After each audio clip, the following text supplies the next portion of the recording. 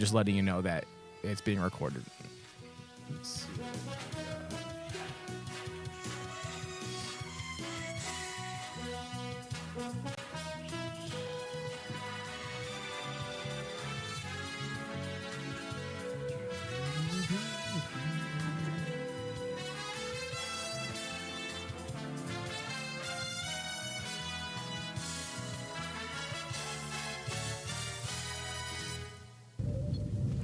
Holodeck 3 program is reinstated. Open sesame! Commander Klingon vessel. We are energizing transporter beam. Now. One, engage!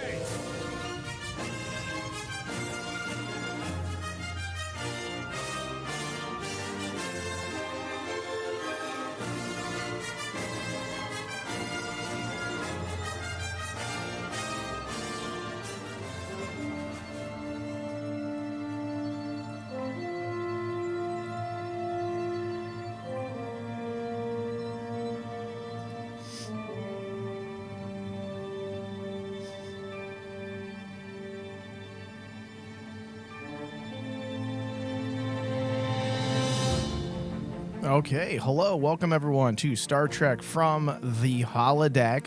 This is the Discovery Edition, and I'm your host, Michael Flores, the captain of USS Rainman Digital. If you are new to our show, we cover a wide variety of Star Trek content, and you can find our podcast wherever you listen to podcasts. Just search From the Holodeck. Our preferred podcast provider is iTunes because we need everyone who's willing and who wants us to keep doing shows to give us a rating on iTunes. 5-star rating, preferably. And a review, if you have time. But I'm very satisfied with just simply rating it. It takes about 5 seconds or less. Okay, Dave, how are you today? Doing good. I have my bowl of mashed potatoes ready to explain science to us all. Oh, awesome. Thank you. How about some gravy? Gravy. I don't know what the gravy is going to stand for, but that hopefully will be good gravy and not bad gravy. Yeah. Yes, please. All right. So the USS Janeway, Dave. Dude, that was actually really cool. I like that. I need that model of that ship ASAP. Of the Janeway? Yeah, I need it. Her name does make for a great ship because I was thinking about that. I'm like, well, does that work for a name of a ship? And I would say yes, it does. If it sounds like I'm trying to stall for time, it's because I am. I just messed up on something on our video feed. Okay, here we go.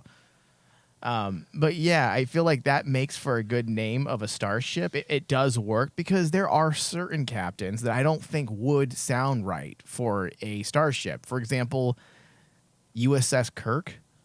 I don't think that has a ring to it, right? It's more USS Tiberius. I think Tiberius that would work. work. That would work. USS Picard doesn't work. No. USS Cisco, maybe. That works. That maybe. kind of a little bit. Iffy. It's iffy. USS Nog, for example, they did that one. That's just a tribute because I don't think that sounds good either, though. It doesn't sound good, but I thought as a Star Trek fan it was a cool thing. Yeah. Oh, definitely. I would agree with that. Now, I will say this one sounds good. USS Archer. That does sound good. But USS Janeway actually has a great ring to it and sounds the best, in my opinion, out of all the previous captains. And you know what, dude? I'm actually really happy. Do you realize we're seeing more emphasis of trying to bring to light the last two captains that we've been introduced to in Janeway and Archer? We have the Archer spaceport. You have USS Janeway in this one. And it feels good that I'm hoping that the new the writing room in Star Trek right now is trying to bring to light, Enterprise and Voyager, because they're not ignoring things. Yeah. Which, wouldn't that feel a little insincere if a bunch of Star Trek writers were trying to ignore things that came from maybe a different creator, Rick Berman, if you will, or Gene Roddenberry? I think it would be very transparent. We would see that they're purposely avoiding certain things. Exactly. Yeah. And I like the fact that, for me, it feels like just the last 2 years, they've really brought forth that, hey, Enterprise and Voyager deserve to be also talked about just as well as Deep Space Nine, just as well as, TNG and the original series.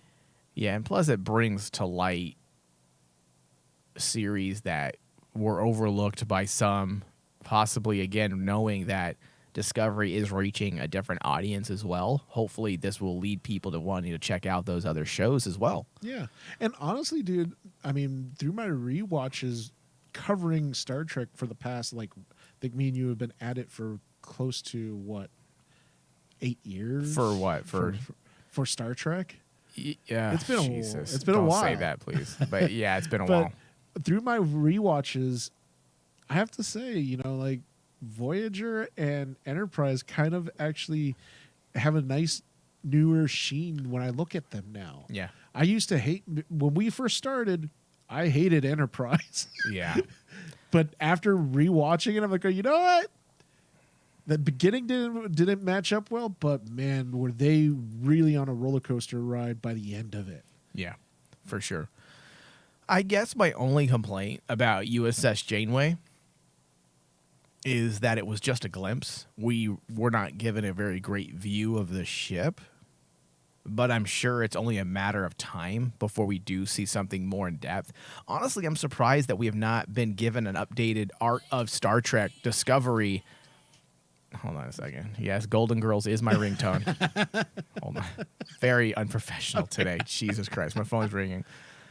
So, yeah, I'm surprised that we have not been given an updated Art of Star Trek Discovery book yet. With being 900 plus years into the future, there's so much that they could put into that book now because they have one for the first season, and I believe they have one for the second season, but they have not released one yet for the third season, and that's the one I really want because it's all futuristic art design. And dude, they're still lagging behind in a lot of like the model makings that when they in Star Trek, one of the biggest things that they're infamous for is releasing models of the ships. Yeah. I'm waiting for Discovery's models to come out because some of those ships could really look awesome in detail. Maybe there's not a market for it. It seems like a lot of the merchandising for Star Trek has a lot to do with the classic era of Star Trek. Yeah. TOS gets a lot of different things made, both the Kelvin as well as the original, or the Prime. And then TNG is probably the runner-up. Deep Space Nine, good luck getting anything Voyager. Good luck getting anything Enterprise. I don't think anything was made for Enterprise. Poor show, dude. That show just does not deserve the hate that it got, dude. It doesn't. It doesn't. That's why when the actor that played I don't even remember his name. Oh, the one during Star Trek Day. Yeah, and he's all, come on. It's not that bad. And he was like, this is my crew. I'm like, yeah, you're right. That's your crew. Yeah. Pride, man. Have some pride. All right. So in this the episode that we were going to be discussing, obviously, is Star Trek Discovery Season 4, Episode 5, The Examples. So let's get into this. Overall, this was a rather straightforward episode that served to bring some context and flesh out some of the more important issues that have been introduced during the prior episodes. We got confirmation that the DMA is not a naturally occurring phenomenon because it can disappear and reappear seemingly at will or at the behest of whoever is controlling it. Yes. And I'll be honest. I got bad vibes of A Cry of a Child when they mentioned that, it's a controller. Someone's at the center of the anomaly. I'm like, no, please. It's just a child playing with a toy. A super advanced civilization. That's all it is. That's what I'm hoping. Dude, I got giddy when they started actually mentioning about like the big higher alien races out there. Yeah. Yes. I'm sure everyone knows I probably jizzed in my pants when they mentioned the Q continuum. Yes, but, David, I know. I was like, I rolled my eyes. I was like, here we go. But honestly, I like actually when they brought the one alien race, the gods, from the original series. Yeah. I was like, that'd be kind of cool if they brought the Metrons. The Metrons. Yeah. And I was like, they brought in the Guardian of Forever. So they could bring in the Metrons. I think the thing about Discovery at this point is nothing's off limits. Nothing's off limits. Because we're 900 plus years in the future, it has literally the entire history of Star Trek at its call, like at its beck and call. At any moment, it can go through that Star Trek Rolodex and pretty much use and do whatever they want. That's the beautiful thing about this era, that everything we know of Star Trek has passed. We're no longer stuck in the prequel eras where there's certain things we just can't do because we know that certain things, like the Borg, for example, weren't introduced until the TNG era. That's why when Enterprise did their Borg storyline, I was like, okay, this isn't going to work out too well. Let's see what happens. So, yeah, Discovery has that unique ability to do all of that. So, yes, David, you are right.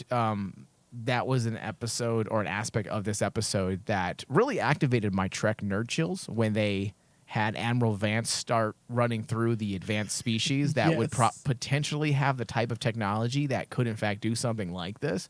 And, yeah, the exact species he mentioned were the Metrons, the Nassine, the Iconian Empire, and, of course, the Q Continuum, which I guarantee you, David, you were way too giddy when they said that. Although, dude, I'm kind of surprised. No prophets? Come on. David, haven't you realized for some reason Kurtzman stays away from Deep Space Nine, except for Quark? That's it. And honestly, I think it's because I would like to think he's smart enough to know that you cannot tackle Deep Space Nine in a simple, hey guys, remember this? Because with Cisco is the whole idea of the prophet. Yes. And that question mark on what happened there. So they have to be careful. But anyways, yes, Q Continuum. Outside the callback for us old schoolers, there's got to be a story aspect at play when it comes to the Continuum. Despite, of course, the obvious, Q being in Picard's second season, Admiral Vance said something quite intriguing. There has been no contact with the Continuum for 600 years. Now, this is a big what the fuck because time is relative to them. It's fluid. Yes. So the question is, why would they never come to this time period when time has no meaning? But they choose not to come here. Do you think they're anti-Kurtzman era? And here's the thing, we don't like the Kurtzman era either. You know what I hated about that moment was the fact that now I feel I have to see Picard because. Do you think maybe there's a story aspect in Picard and that possibly leads into this whole missing in action for 600 years? Yes. Now I know that you would say you'd expect it in that to happen in a better writing room for Picard, right? Right. But we've lost kind of faith in the writing room for in certain parts of Star Trek. In Picard, you're talking about? Yes. Yeah. But I'm going to give the benefit of the doubt. I'm hope, Mike, that's the big word, hope, that we have a connection of that moment that Vance said 600 years to Picard, because it makes the story more interesting because now the gravity of Picard trying to fix what Q did makes sense. If they are trying to make connections to Picard, can you imagine if at the end of Picard, if the Q Continuum, because there's more Q than just Q, if the Q Continuum make a big... Q is plural. Yeah.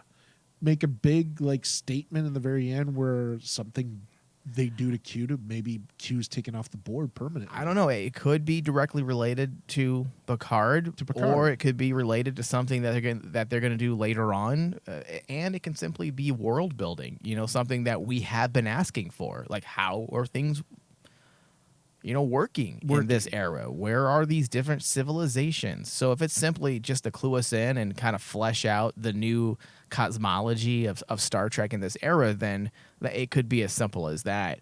But it was very in your face, so it does make me ask the question, is this a potential Star Trek universe story clue? The last we saw of Q, besides the upcoming season 2 of Picard, he had found a way to procreate. Yes. which he had hoped would resolve the civil war of the Continuum. Yes. But other than that, we don't really know a whole lot after that. So technically, there's 900 plus years that we don't know anything of the Continuum. But the fact that Vance said 600 years without any contact, that's quite a statement. So perhaps it will pan out in some way later down the road. Picard will no doubt expand on some ideas, but what does it mean for Discovery? Yes. Is this that potential crossover aspect that we've been talking about and are also cautiously optimistic about that crossover? Yeah, I'm a little optimistic. It just depends You're on a how little optimistic. I'm a little optimistic because like Discovery has done a good job with their, in my opinion, their narrative right now this season. Yeah. That if they were to take this season and connect it to Picard in some way and create that crossover event, Yeah. just the way that they've been writing so far, I'm like, going, okay, let me see what you got. Mm-hmm. Because if they do tie the anomaly to Picard and basically, as I stated in a couple episodes back, if they end with the anomaly, they face the anomaly, find out that it's Q, and suddenly it just ends like the to be continued, what you would expect in Star Trek, and it continues on in Picard season 2. Yeah. That could be cool. I don't know. Maybe this theoretical species that they're calling species 10C, the 10C. ones that have the power to do something like this, what if they're the super AI? That too, because like we don't know what happened to The to super AI. The super AI. Except that they opened up a portal for half a second and then said, oh, okay, so long. Yes, And that's the end of season 1. and that's the end of season 1. So maybe it's connected to that. There are a lot of possibilities. And honestly, I would be okay with it being the super AI species. Not as a way to fix Picard, because every show needs to rely on its own story merits. But if they were to use that aspect as a way to flesh out the larger picture, the larger story of Star Trek as a whole, as a Star Trek universe, then that could be interesting. Well, the breadcrumbs for that too is actually interesting this past season because we've been seeing the computer AI of Discovery starting to build up momentum. Mm-hmm. Because she's getting smarter. She's starting to have more personality. And it would be interesting to see that if they went that route of the artificial intelligence Mm-hmm. and tie it into Discovery. This is why she's getting smarter. And it comes down to I think her name they gave her was Zora. Zora. But if they make Zora in the very end one of the key elements to the season finale, that would be kind of cool too, because then you could tie it into Calypso. Yeah. Because that is the biggest question that I feel that still has to be answered Well, that can also be answered at the end of the series. at the end of the series. Yeah. Yeah, that's an interesting thought, Dave, about Zora, because, in this episode, they made it a point to show that she is becoming, or possibly already, truly sentient. Sentient. And if that's the case, then we have one of the most powerful minds on board Discovery, because you got to remember the ship's computer merged with the Red Sphere data and became a new entity. A new entity. And that Red Sphere was ancient. Yes. Ancient with so much knowledge. That was the whole point in season 2 when it came to that Red Sphere. It was about protecting that knowledge and also keeping it away from Control. Because if Control got a hold of that information, it would then destroy humanity. So not just the humanity, it'd destroy all sentient life. Yeah, that's what it was. Yeah. So who knows what's going to happen there, but you bring up a great point. Having Zora there as a intelligent life form, an artificial life form, essentially, and then if we go back to Picard's super AI, it would be an interesting way to kind of bring those elements together. But we'll see. I'm kind of burnt out on AI being the enemy, because we had it in season 2, which was fine, and then we had it again in season 3 or of season 1 of Picard. But are you? And burnt if we do out, it again, and I'm like, ugh, okay. are you burnt out on it because of how it was handled the last time we saw it? I just think there are other enemies out there besides artificial life. I agree, Yeah. 100%. That there are other characters or other species that they could tap in Star Trek to make their story, their narrative work. But the low hanging fruit is the AI. Yeah. And maybe I'm just partial to more intimate portraits when it comes to villains. I feel like that's a missed art in Star Trek lately, whereas it used to be Star Trek's bread and butter.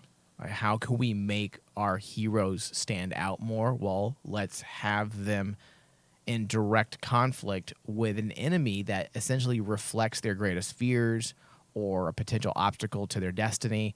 That's what Star Trek for decades did best. Yes. And in this new era, one of my complaints, and it doesn't make my viewing of this new era of Star Trek any less enjoyable, but one of my complaints is that every enemy is just grand in scale.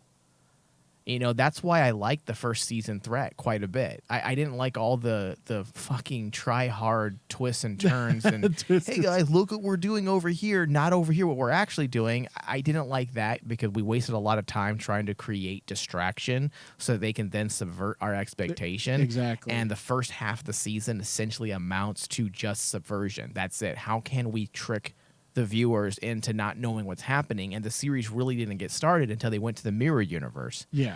So that was my complaint about season 1, but at least we had Lorca and we had Georgiou and we had Burnham. And we essentially had 2 threats. We had Georgiou from the mirror universe, we had Oscar Isaac's Lorca as another threat, and then we had the emotional ramifications of what this meant for Burnham. That I love that, and I really hope that we get back to that again, something a little more intimate and smaller in scale, because to me that makes room for much better storytelling, in my opinion, rather than always going epic. Well, because there's something to be said about, it's great to have a story where the main characters just face obstacles and win the day. They try hard and they succeed in their task. Right. End of story. But there is something to be said about sometimes giving the obstacle something familiar just makes the story pop more. Yeah. Like if you have a really good villain, a really good villain could take a simple story and turn it into a great story. Yeah. Likewise, a very bad villain or badly written villain can destroy a well-written story. Well, look at Gul Dukat in Deep Space Nine. One of the best. I don't care if you hate Deep Space Nine. Shame on you if you do. But Gul Dukat is probably on the top 3 greatest Star Trek villains of all time. He really is. I would say number 1 is Khan, and I say that only because Khan is such an amazing movie, Wrath of Khan. The second one would probably be the Borg as a whole, because of what it meant for Picard. Actually, dude, I would take Dukat over the Borg even, because Dukat was so dynamic. I'm not going to argue with that. Because partly Dukat's story, you actually think he might turn good. And you want him to. To. Even when he makes bad decisions, you're rooting for him. You're rooting like, for him. Please, just you're going to fix it. But in the end, just like any good villain, you have to understand he's the villain, and he becomes true evil. Yeah. And when he became true evil, I think it was like a season, what was it, 7 or season 6? Season 6. When he became true evil, I thought that okay, we're heading to the end of the story, because you just had your big bad just confirmed. He is the big bad of the series. Of the entire series. Yeah.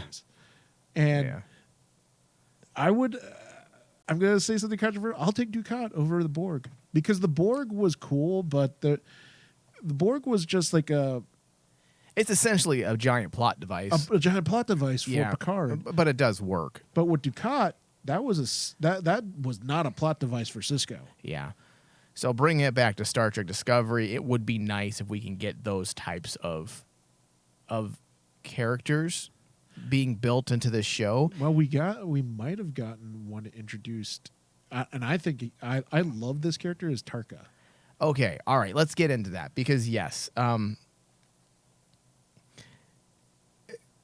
I would agree with you. Something's not right with this guy, and maybe it was just about the quirk. You know, we all love those characters that are bizarre nowadays. A lot of us are drawn to that. In fact, actors are drawn to those types of characters nowadays because it gives them the most meat to work with. You know, the performances.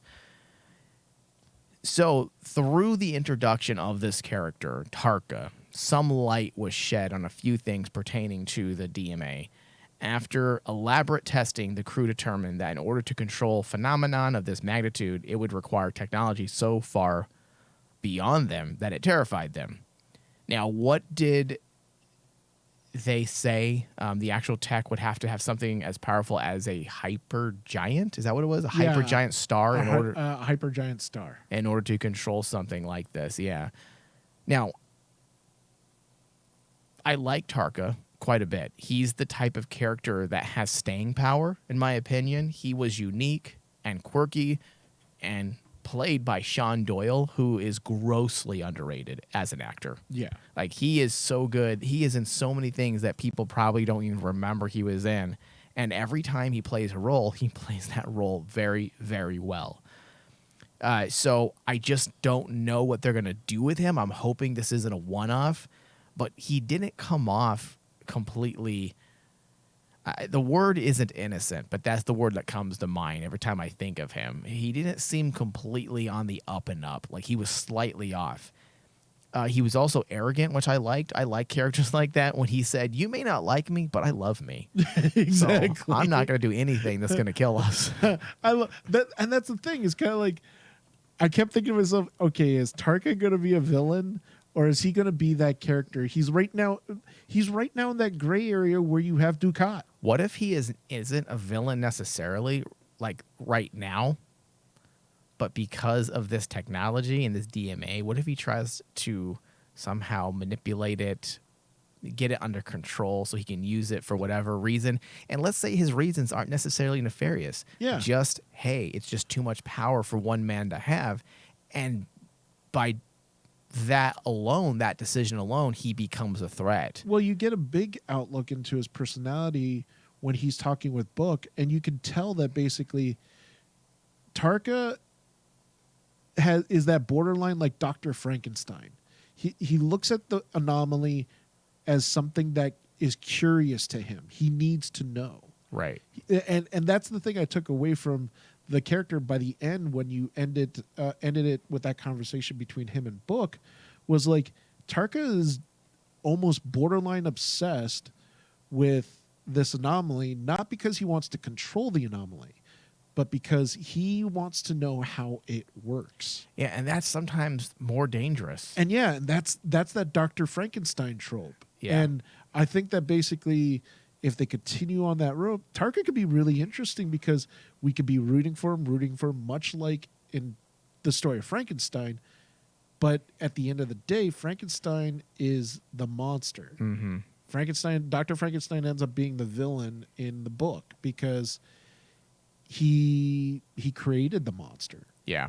And if you think about it, it'd be really interesting to see Tarka so obsessed in it, and they do like this kind of like Dr. Frankenstein story that his obsession has something to maybe do with the anomaly. Yeah, I can see that. And also, there was a disruption of harmony whenever he was around. Because we had that scene with Saru where he just yells at Saru and tells him to yell, and Saru does it. So what is Tarka's point here? What is he trying to do? What was the reason the writers chose to have Tarka do that with Saru? Also, the conversation with Book at the end. Anger being a powerful motivator. And Tarka looked not happy, but somewhat pleased. It could be a narrative plant just something that, essentially putting a pin in it and going back later. But everything they did with him did not seem overt. It seemed like there was something just below the surface that was trying to be set in motion. Yeah, and it was like they were trying to set the table that for the crew, because like up to this point, yes, the Discovery crew has been faced with obstacles, but they haven't been faced with this type of turmoil that Tarka brings to the ship. Because I like the fact, I'd say just disharmony. Disharmony. Yeah. Because there's something to be said about like how a lot of detractors of Discovery have basically stated the whole thing that irritates a lot of people about Discovery is the power of science will win the day. Yes, that's cool. That's really nice. But having a character like Tarka come in and basically that mashed potato scene, dude, was funny. Yeah. Because essentially you had at that Saru and Stamets doing the typical Discovery technobabble. Mm-hmm. And Tarka just comes out of nowhere, basically says, mashed potatoes, pea. This is how it looks like. Yeah. I like that because he said, what did he say? He said, we can sit around doing math. Yeah. Or get our hands dirty. And that felt a lot like something Scotty would say. Exactly. Scotty would never talk about math and do math. No, he's just going to get he's an old school grease monkey, old school mechanic, just getting in there and using his hands. And that's why I say I get the vibe of Ducat from this character, because like it's like, okay, it's cool that he brings this turmoil in, but it's just that he's also bringing in this turmoil. So, do you remember the mood change every time Ducat was on board? Yes. Every time there was Every a disharmony there. It was off. Everyone was uncomfortable. Yeah. Yeah. So who knows? Maybe they do have something planned with him. I would probably just shrug and say he's just it's just Sean Doyle being Sean Doyle as an actor, doing what he can with the role. But then you had those lines at the end with Book. And it seems like Book might end up going down a dangerous and possibly unethical path. His emotions are erratic, and his grief is transitioning into another stage of the grieving process, and that would be anger. He's now being filled with that rage. Yes. So the aspect of Tarka and Book doesn't make a whole lot of sense right now to have them even communicate with each other. But hey, listen. Obviously, there's intent there.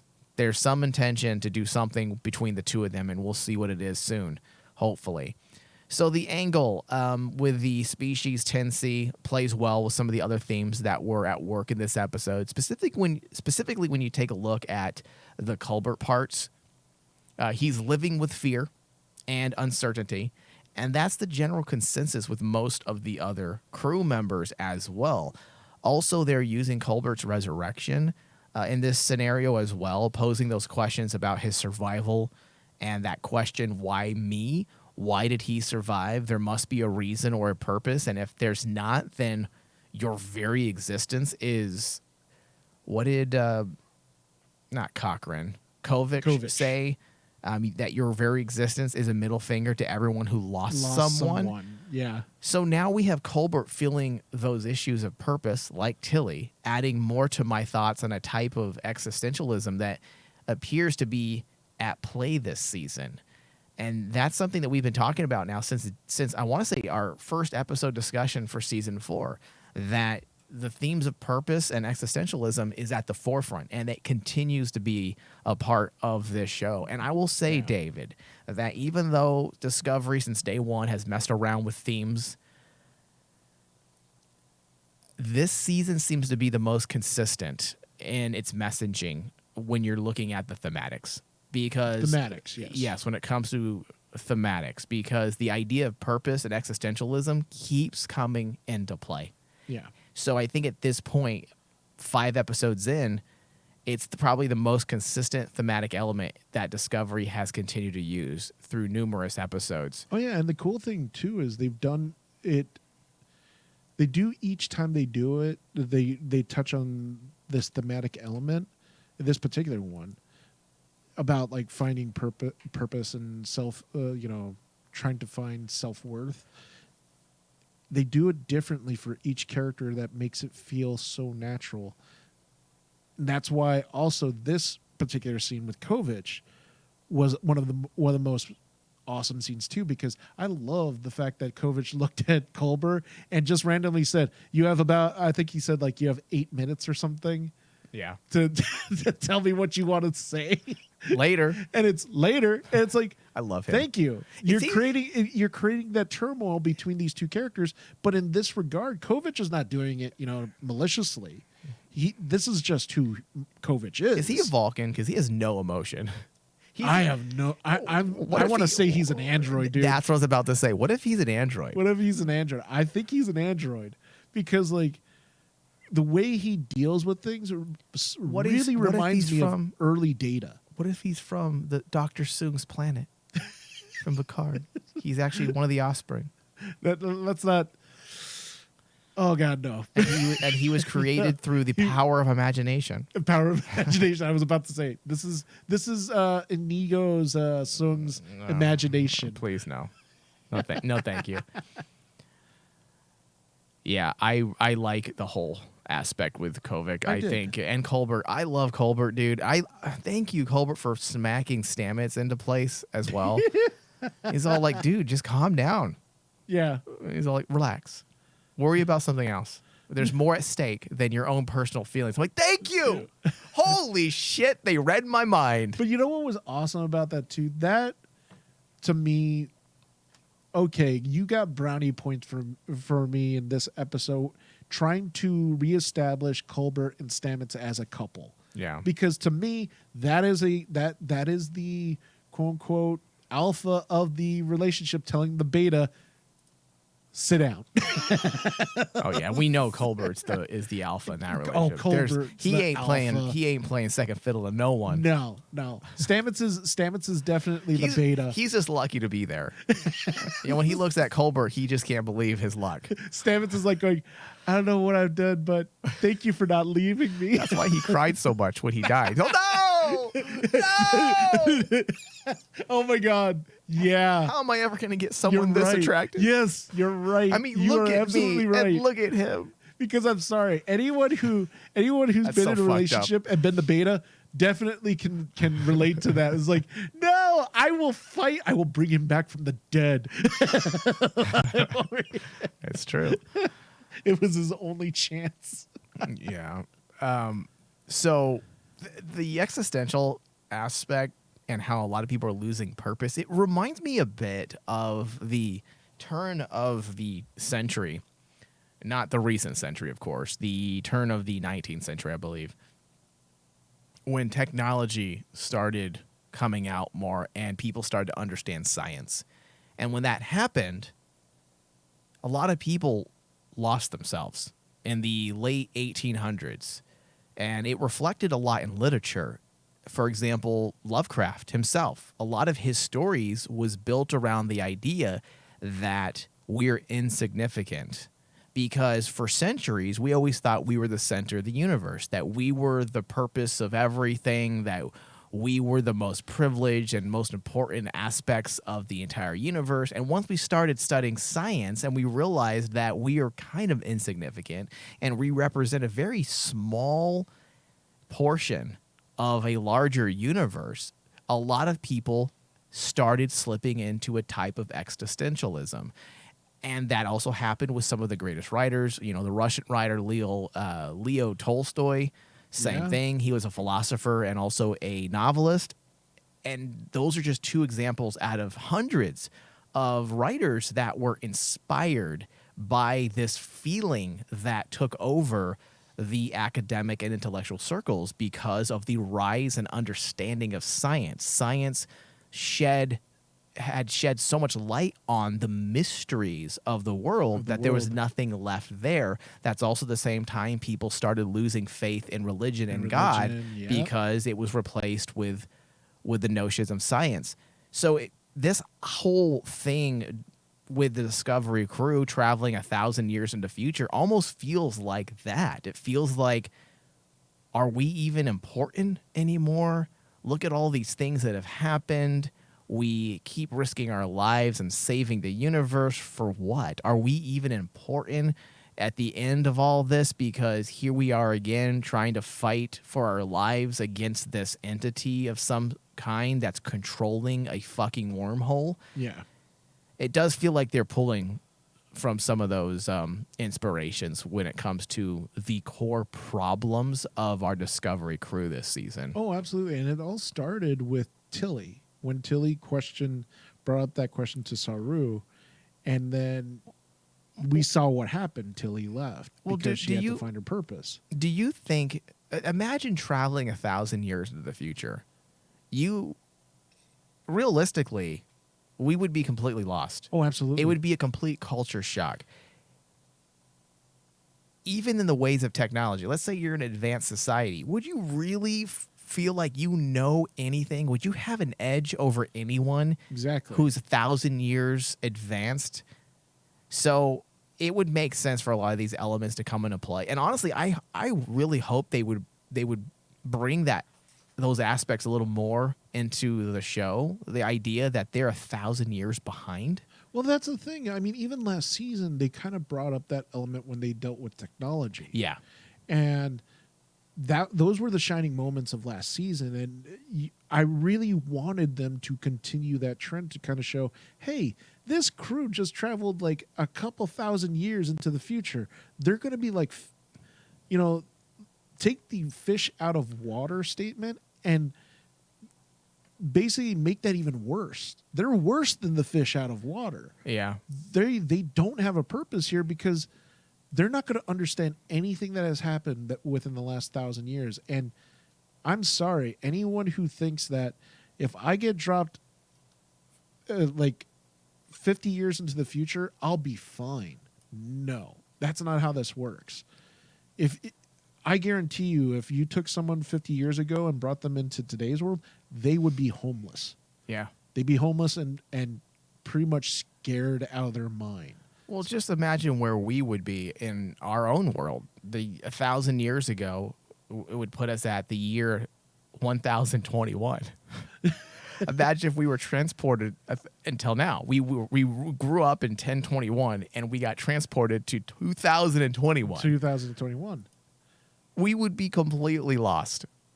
So I'm thinking part of that existentialism and lack of purpose is coming from that, but it does need to be brought a little, I want to say brought into the foreground a bit more with the writing, because you are right. They did allude to that type of stuff a bit last season. But in this particular season, we're starting to see the quote unquote the seeds start growing. Yeah. I hope they go in that direction. I really do, because dude, that's been the shining statement of this whole season, is bringing it all back together and basically showing that the crew, while they're all happy and they're now lieutenants, they have this nice shiny new ship. There's a nice shiny new ship waiting for them in the future.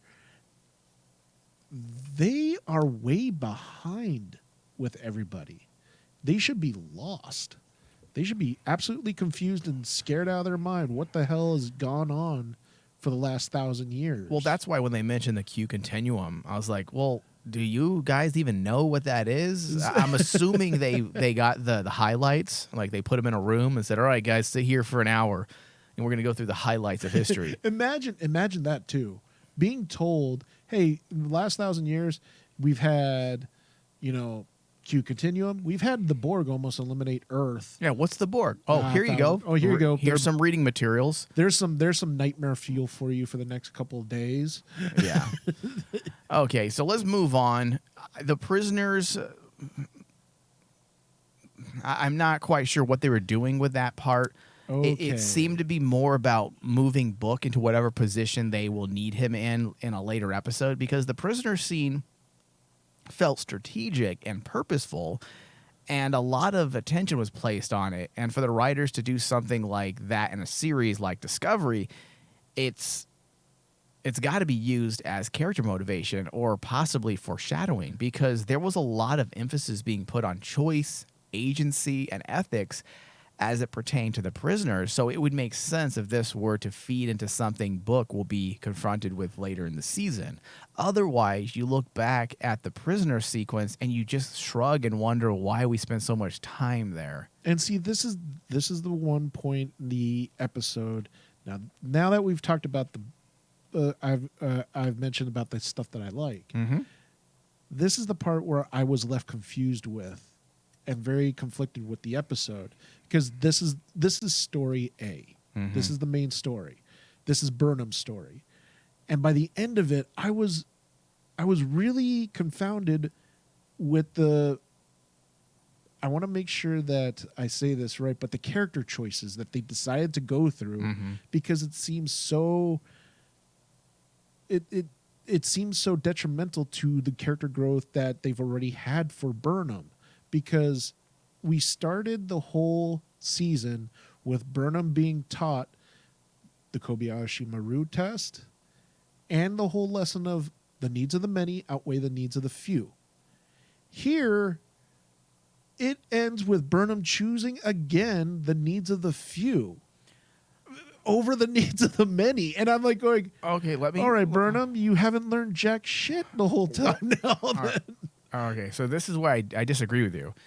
I get where you're coming from because the scene did feel weird. That whole part felt off. But I fell don't off. necessarily agree with your interpretation of it, because to me, I felt like Burnham made the right decision, and I actually liked what they did with her, because I feel like it was the needs of the many outweigh the needs of the few. That's why the rest of the ship was out evacuating everyone else, and just her and Book went to go rescue the prisoners. So looking at it that way, I don't think Burnham made a bad decision. I feel like she made a very Starfleet captain type of decision, you know, giving people the right to choose their fate within reason. At the same time, she didn't want to leave people to die when after she witnessed the unethical treatment. There we go. Treatment of the prisoners. It made her question any potential resolve she might have had when. Let me find the way to word this as well, because now I'm struggling. I feel like the way it was done and set up, it was off-putting. It messed up the flow of the episode a bit, just because it felt like we put a lot of unneeded attention on a group of prisoners. Yeah. Now, if that scene matters down the road, for example, the character of Felix was very good. It was a great scene. It was a good scene. And I did like it. But upon reflection and breaking it down, you do wonder why we spent so much time on a guy that murdered someone, wanted to pay for his debts by dying on the prison, and then giving this holographic family tree back to the rightful person, which also didn't make a lot of sense, because if he had that for 30 years, why didn't he just tell the magistrate or any other prison guard, would you please give this back to the next of kin? Exactly. That part, it seems very contrived. But when you do things like that in a writing room, it's usually because they're trying to shove in something for later. Mm-hmm. So what I got from that entire scene was that this will matter either down the road, or it's less about the prisoner and more about Book, which is what I am leaning towards, because Book was very upset with the decision to leave him behind for reasons of, because he wanted Burnham to force him to come back with them. And that would actually be against Starfleet. Yeah. You don't force people against their will. And that was the thing too, because I kept thinking to myself, wait a minute, Burnham, these six, when they first meet them, these six actually choose, hey, no, we want to stay. Yes. We choose to stay but here. But why did they choose to stay? They chose to stay because if it meant them just going back to another prison where they would be treated unfairly and unjustly, then they'd rather just die here. But if you can review our sentences and our cases and give us a fair trial, a just trial, then we will come back with you. So I understood that. That was fine. Again, I just think I feel like you are right that something's off. Something was off. But I do think that your interpretation of what's off, I don't necessarily agree with that. Yeah. Because I liked what they did, but it does make me question why, because we spent a lot of time on it. And that's what I had in the end was like, in the end when I watched it about like the third or fourth time, and I'm like going, this ending, I cannot wrap my head around it because it's kind of like, it brings up way too many questions, and I'm like going, It has to be about book, dude. it has to be about book, or just like what you said, I kept thinking to myself, unless they make this whole Felix thing matter for something, Yeah. what was the whole point? It felt weird, but that ending with Book and Tarka. That was only saving grace. Yeah, the ending with Tarka and Book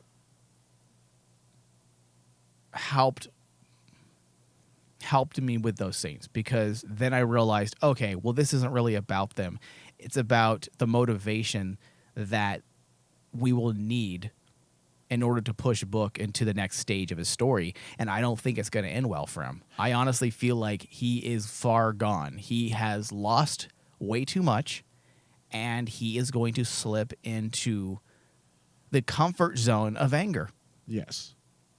And I think that's the whole, right now, the story of Book is, I completely understood why Book was upset that Burnham left that guy behind. Right. I understand that. Book's part I totally dig. Mm-hmm. Because like, it's a continuation of Book still dealing with the grief of losing his entire, not just his family, Yeah. his entire planet, Yeah, civilization. his entire civilization. His connection. Especially that scene when he Well, imagine what he's going through, because his species is connected to their planet. to the planet. But remember that one scene when it was the beetles, the mind beetles, Yeah. and like Book literally could connect.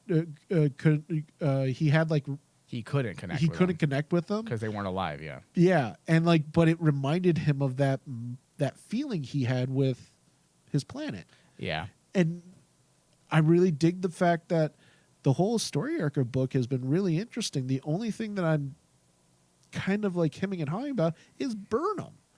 Because I I'm don't like, understand that. I don't. But explain it. Sell me on it a little bit better, because I don't agree with you about the needs of the many, because I see the complete opposite. But because talk I mean, it out a bit. Let me see if I can get behind what you're saying. The way the whole series starts with Burnham is she has to learn to earn that seat, right? We've said that from the Right. get-go. So she's being taught the atypical principles. Kobayashi Maru, the no-win situation, you're going to be put in it. Right. The needs of the many outweigh the needs of the few.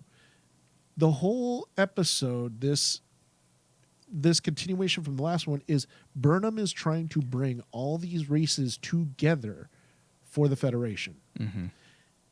And she's brought up with this one race that she does not agree with ethically. She doesn't agree ethically. But at the end of the day, they have to be able to join the Federation.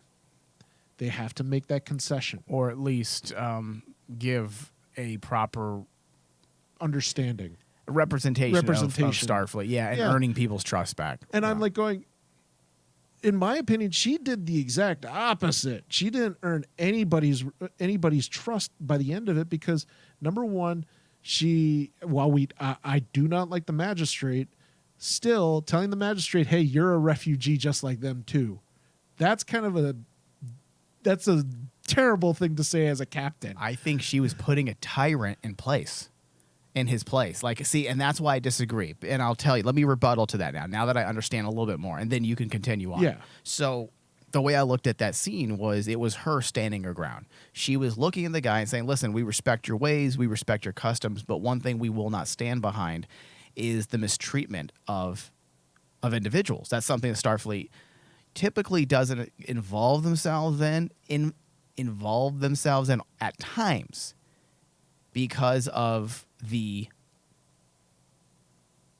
Prime Directive. Yes. Now, you could invoke the Prime Directive and say, well, she kind of went against the Prime Directive because the Starfleet does not interfere with the interworkings of a culture. Yeah.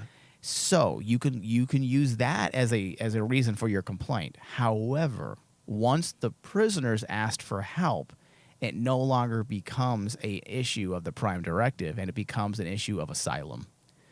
And that's the reason why I looked. That makes more sense to me then. Yeah, If they now, asked if- for help. Right. Now, if the prisoners are like, no, this is how we should die, this is how we must die, and the magistrate, what was the name of that species? The Achilles?